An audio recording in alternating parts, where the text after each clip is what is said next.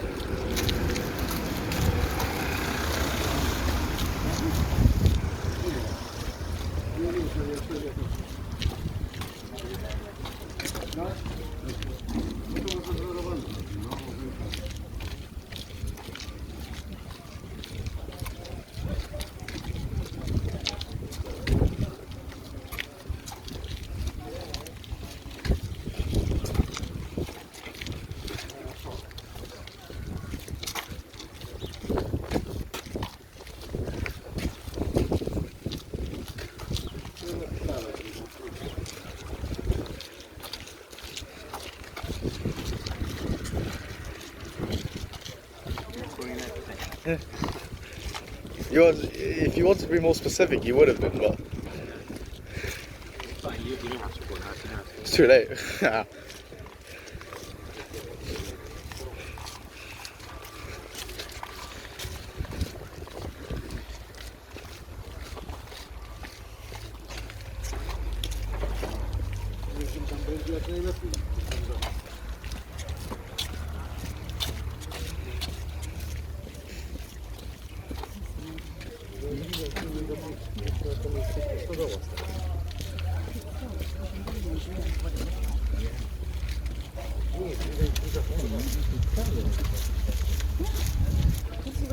This is what every place looks like along that whole highway that we went down.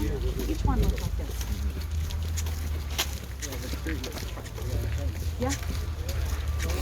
Some of these are for sure from the time. Yeah, you get a real feel.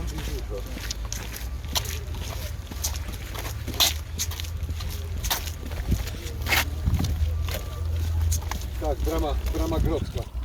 Brama Anyone grodzka. else film? I don't know. Pod zamkiem. Can I come on?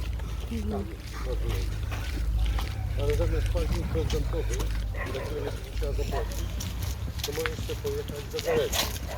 Wchodzisz do galerii i to przejdziesz na drugą stronę i już masz Stare Miasto. Tak, tam w tej galerii Ja, przechodzisz, który zamek Ja. działa na górze, nie? check it save. Później za zamkiem w lewo, jest ten parking.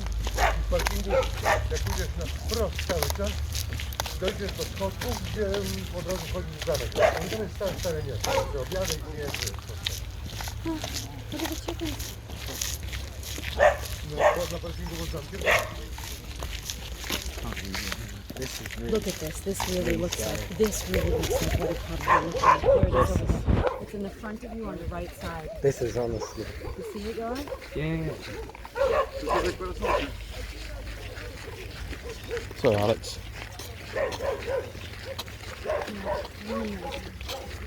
Ja bym proponował ten zamek, bo on zawsze w zamku fajnie. Probably would. Like this. And then you see over there the water fountain. And you wonder what are they going to do? Okej. Oj tak, byłem.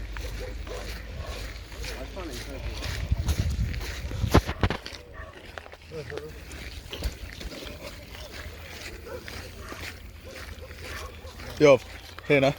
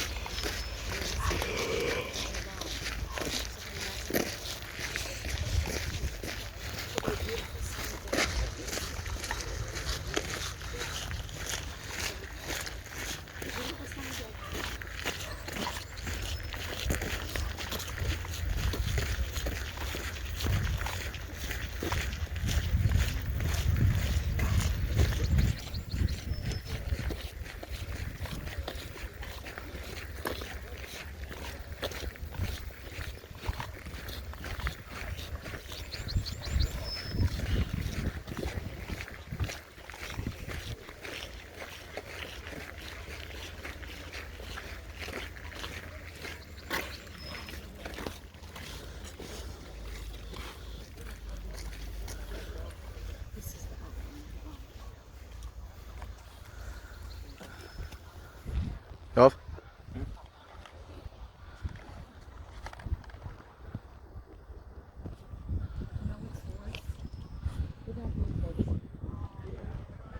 It took 10 minutes to walk from there.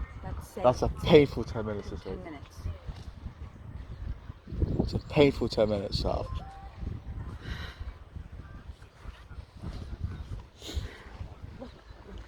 Here they come. Yeah. So look, that's what it looks like. The Jews of the town coming. Except these ones complain much more. And these ones are going to live. Goldberg, that was a great duck. I was going to duck under, but I figured I was going to. Yeah, don't worry. All you've done is add comedy to this very sad film. Thank you. Is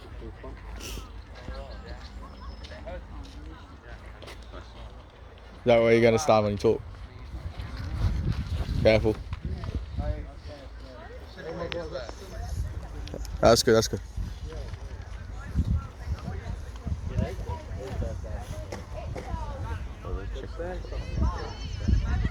Do you want them to sit down while you talk? You want them to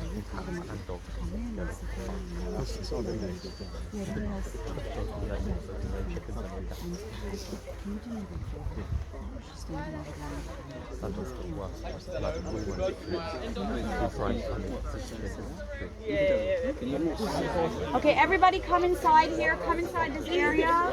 And if you want to, you can just sit down for a few minutes so that we can hear what happens to the Jews in whose footsteps you actually just walked. And probably all of you noticed, as you came to this dirt road, that you're looking at something that basically looks exactly like it looked 80 years ago, right? This is what you're looking at, what the Jews of Jedwabne saw. Look around you.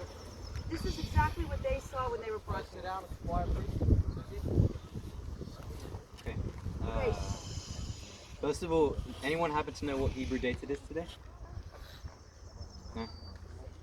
Okay, today is the 14th of Tammuz, and crazily enough, we're here on the very week of this massacre. It took place 81 years ago tomorrow, to the Hebrew calendar. So we're here exactly 81 years since the destruction of the Jewish community of Jedwabne. 81 years ago, this very week, as we've seen, a catastrophe befell this community. Around 100 Jews were murdered in the town square and later marched in our very footsteps to here. This is a community from which I descend. On the 10th of July, 1941, as I said, corresponding to the 15th of Tammuz, when Jedwabne was under Nazi occupation, Jews were ordered to leave their homes and march to the town square where we were just at. Several of them were killed. Later that day, 1,500 Jews were marched in our footsteps to the barn of a local Pole, Bronislaw Sajinsky, who, by the way, crazily enough, was a Yiddish speaker. That barn stood right here, and the wood over here is a memorial of that barn to represent the wood from it. The Poles rounded up the Jews into the barn. They lit it on fire, poured on it gasoline, with the Jews locked inside. 1,500 Jews were burnt alive on this spot right in front of us.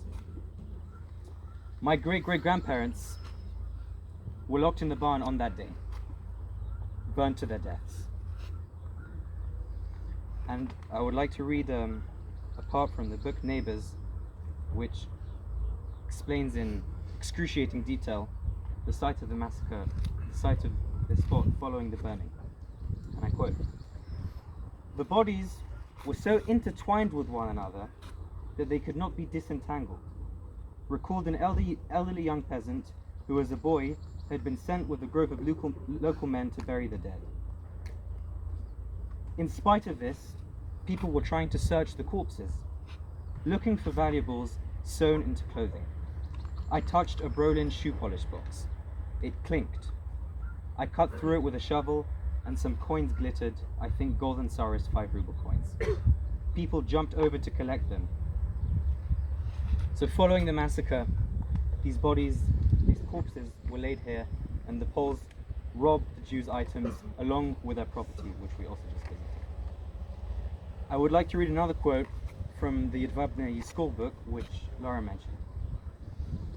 Quote, "Deaf were the heavens to the screams of agony of our family who were tormented and then killed in the most vicious manner that has no equal. Nothing remains of Jedwabne's Jewish community. The courtyard of the old synagogue is no longer there.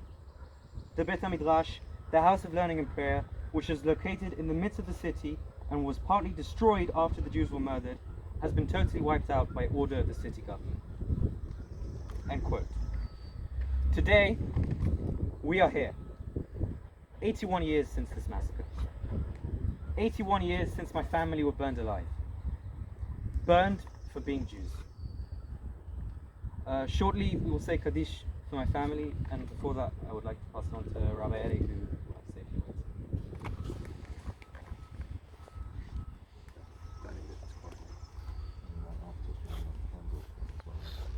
Should we like it first or afterwards? Okay, so should I say now? Fine, okay.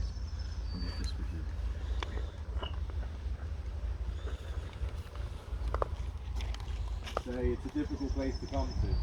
Really, really difficult place to come to. A few of you asked me last night, like, have I seen anything new? As I said, it's my second trip now. And when we had the meetings originally about the itinerary, we heard about this. I hate to call it an opportunity, but I have to say, Yoav, thank you. Really, me'omek halev, from the depths of my heart, thank you for bringing this back to life for us, for telling the story of your ancestors and what they went through. Have I seen anything new? Yes. Every time I come here, there's a new chapter. There's a new shadow that is unveiled for me, and I have to come to terms with it. So you're about to say, Yoav will say Kaddish for his family, and a few people already asked yesterday. I want to start dealing with this question because it comes to a place of such darkness. And there's a bit of irony, actually. The Hebrew inscription on the side of this monument over here, it says, in memory of the Jews of Jedwabne and the surrounding areas, men, women and children, Asher Yeshvu Itanu, who lived with us. What's the title of that book? Neighbors. Neighbors. People who we went to school with, who we worked with, who we popped next door to maybe borrow some eggs or some sugar. Those same people who we lived with, we rounded them up, locked them in a barn. They were burnt to death on this spot of land on the 10th of July, just a few days ago, 81 years ago, 1941. And Yoav asked me to explain Kaddish and what it is and why it's so significant in Jewish thought. And I'll share with you an idea based on a question that has already been asked by many of you. And that question is, how could such a thing happen? How can such evil occur in a place when you actually just look into the distance, look at the view, it's actually quite serene. If you put this on a postcard, if you didn't know what happened here, you'd be happy taking pictures here and sending it on a postcard. It's quite peaceful. It's quite picturesque. And then you realize the horror that took place here. How can such a thing happen? And Kaddish, really, when we say Kaddish, there's a duality. There are two meanings to why we say it, and this is the reason it's so important. The first reason is, as Yoav, I'm sure you'll do, as I don't say this as a platitude, I've got to know, we bus buddies, sit back to back on the bus. He's a great guy. He is a great guy. Facts. He's a great guy. He is a source of nachat, a source of pride to his ancestors. Of that I have no doubt. Kaddish is, on the one hand, to say, I am here to continue your legacy. But on the other hand, it's a much bigger statement. And this is what makes it so important in Jewish thought. A few of you already asked me, how could such evil happen? How could God allow it to happen? Where was God in the Holocaust? One thing I guarantee you, I don't know the answer to that question. It doesn't mean I'm not bothered by it. One thing I guarantee you, I don't think it's humanly possible to arrive at the answer to that question.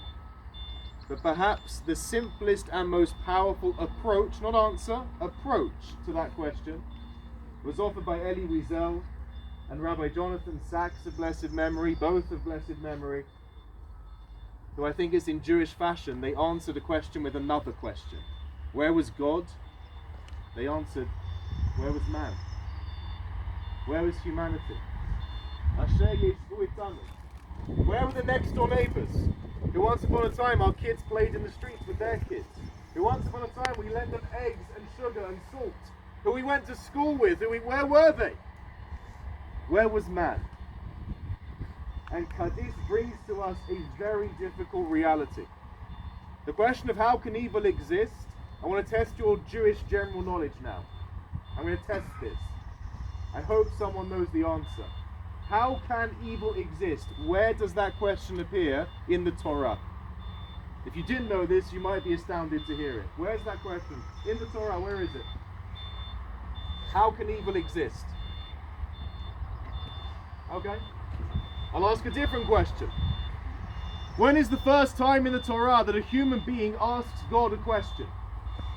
The first question in the Torah, where is that? Abraham? Tani. Bit louder.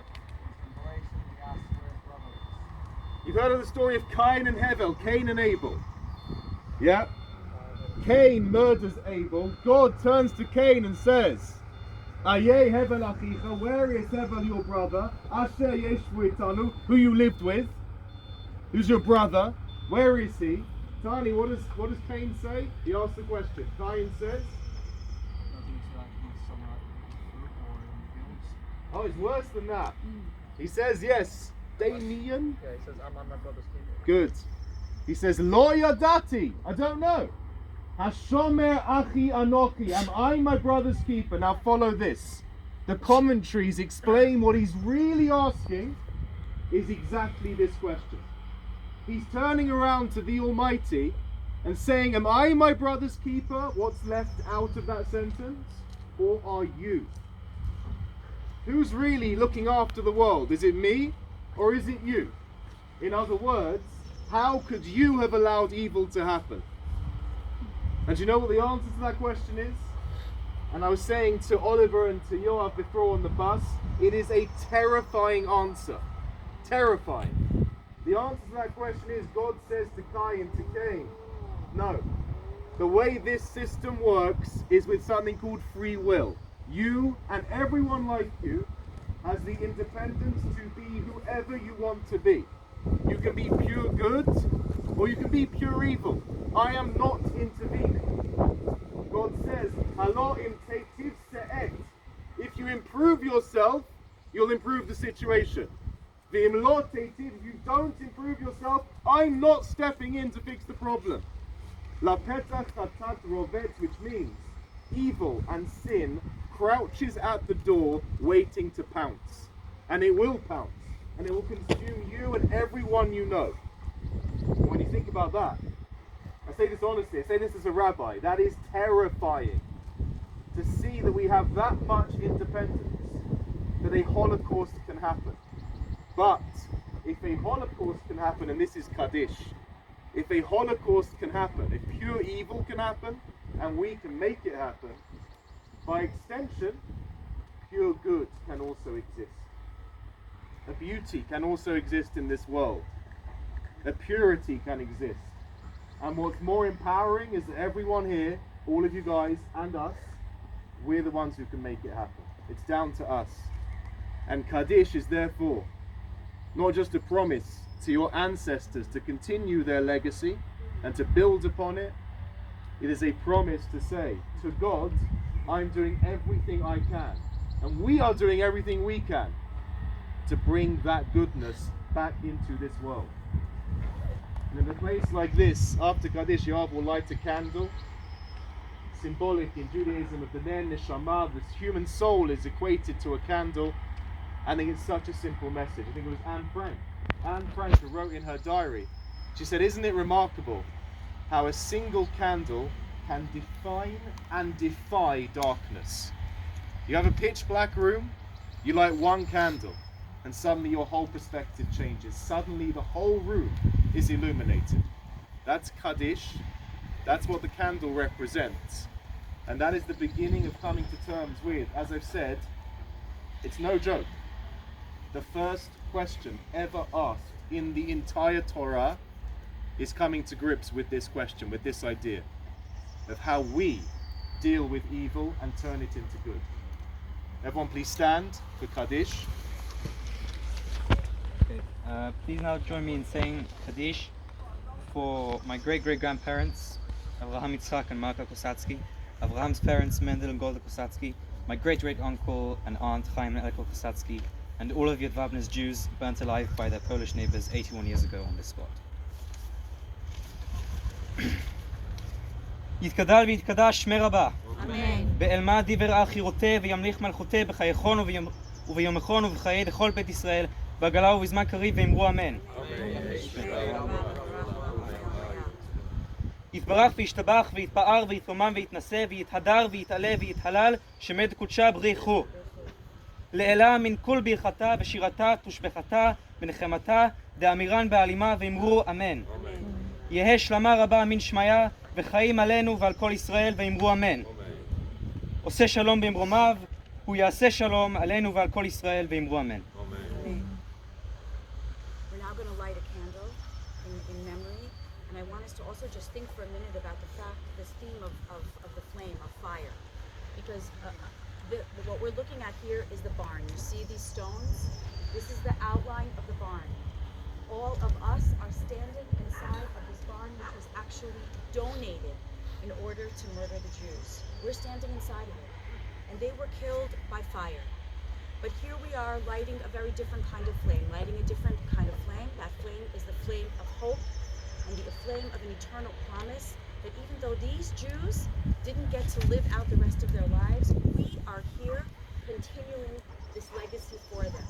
Because every single one of us is a link in this chain.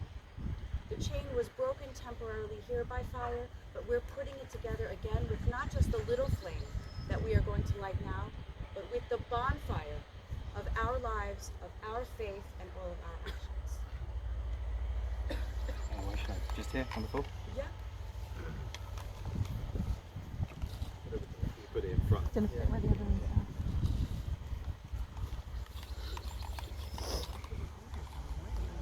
Kind of surprising, no?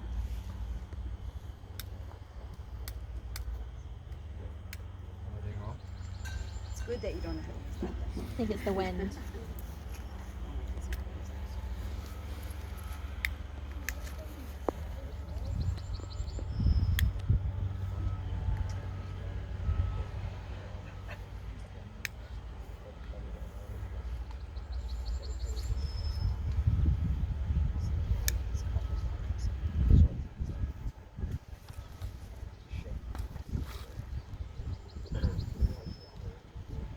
Away.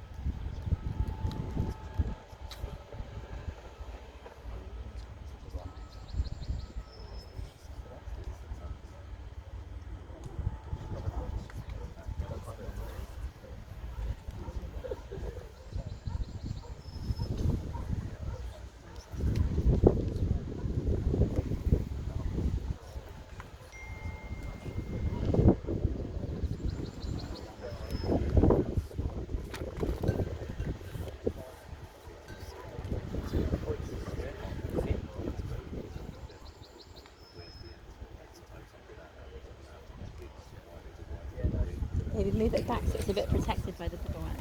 Maybe you want to put it inside one of these protector things.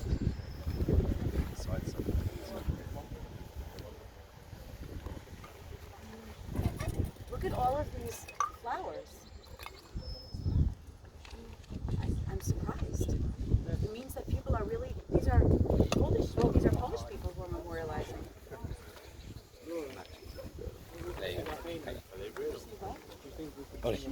Sure. Yeah.